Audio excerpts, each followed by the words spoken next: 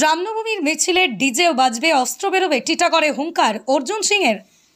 প্রশাসনের পক্ষ থেকে যখন বারংবার রামনবমীর শোভাযাত্রার ডিজে বাজানো কিংবা অস্ত্র নিয়ে না বেরোনোর কথা বলা হচ্ছে, সেই সময় টিটাগড়ে আয়োজিত এক হোলি মিলন উৎসবে উপস্থিত হয়ে ব্যারাকপুর লোকসভা কেন্দ্রের প্রাক্তন সাংসদ তথা বিজেপি নেতা অর্জুন সিং দাবি করলেন, রামনবমীর মিছিলে ডিজে বক্স বেরাবে আর অস্ত্র বের হবে।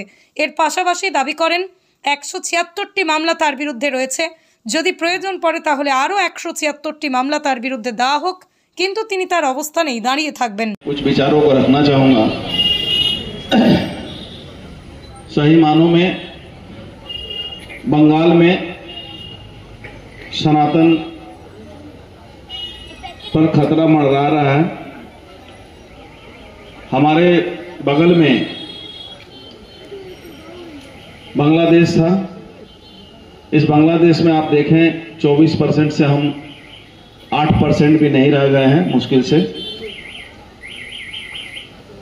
सनातन धर्म को मानने वाले जो बंगाल के बंगाली सनातनी हिंदू थे, धीरे धीरे उनके यहाँ अथाह संपत्ति थी, परिवार था, सबको छोड़कर उनको आना पड़ा था बंगाल में, भारतवर्ष में। लेकिन वो जनरेशन जो था, वो अत्याचार, वो जुल्म, जिहादियों का जो अत्याचार जुल्म हुआ था उनके ऊपर, उनका परिवार भूल चुका था। लेकिन अभी जो घटना घटी, ये ताजा घटना है और अब उनके दिमाग में ये समझ में आ रहा है कि हम खतरे में हैं। आपके बंगाल के अंदर भी वही हालत है। सनातन धर्म पर जिस तरह से आघात आ रहा है, कभी भी हमने यहां कम्युनिस्टों का शासन देखा है, लेकिन कम्युनिस्टों के शासन में भी कभी दुर्गा पूजा और सरस्वती पूजा को, मूर्ति को और काली जी के मूर्ति को तोड़ा नहीं जाता। कम्युनिस्टों के शासन में अत्याचार कम नहीं हुआ,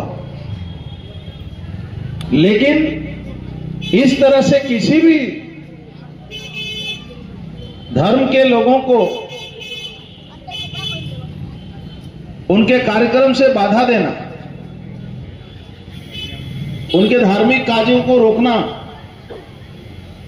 इस सरकार की प्राथमिकता बन गई।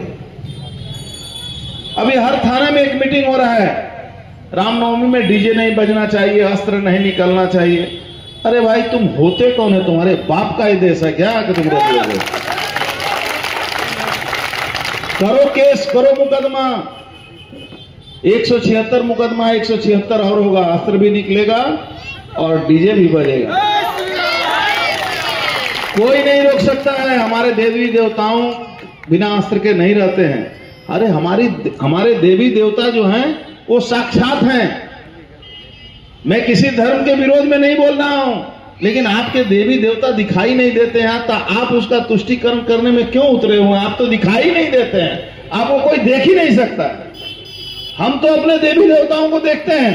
हमारे भगवान राम हैं, हमारे भगवान श्री कृष्ण हैं, हमारे चैतन्य महाप्रभु हैं, उनकी उपस्थिति आज भी है। आप कहां हैं? लेकिन क्या है कि आपको थोड़ा सा सचेत होना होगा। देखिए, बहुत प्लानिंग के तहत कम्युनिस्टों ने